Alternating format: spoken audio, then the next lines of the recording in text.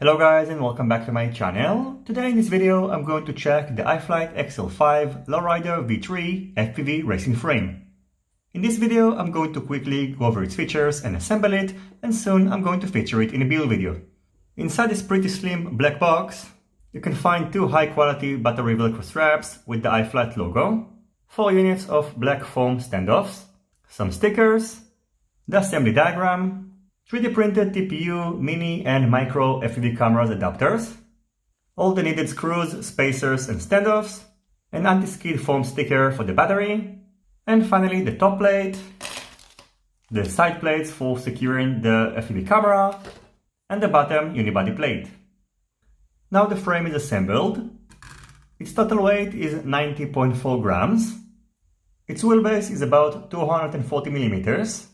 The distance between the right motors and the left ones is 17 centimeters, and the distance between the back motors and the front ones is 17 centimeters as well, so this is a true X frame. The thickness of the side camera plates and the top plate is 2 millimeters. The thickness of the bottom unibody plate is 4 millimeters, and the width of the arms is 12 millimeters. On the bottom unibody plate you can find both 20 by 20 and 30.5 by 30.5 mounting options. On the back you can find these holes that might help you to secure a VTX or a radio receiver on the back of the quadcopter.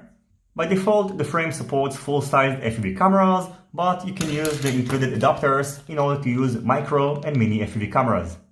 As its name implies, this frame features a pretty low profile. Its total height is about 27.9 millimeters, and it's going to leave you with about 20.9 millimeters to fit your stack inside, so you might need to consider using independent ESCs.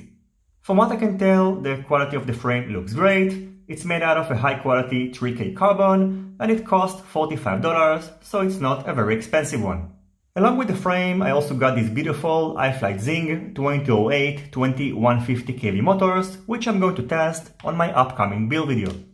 So I hope you enjoyed this pretty short overview, and as always, if you have any questions about the iFlight Lowrider V3 frame, feel free to ask them in the comment section down below.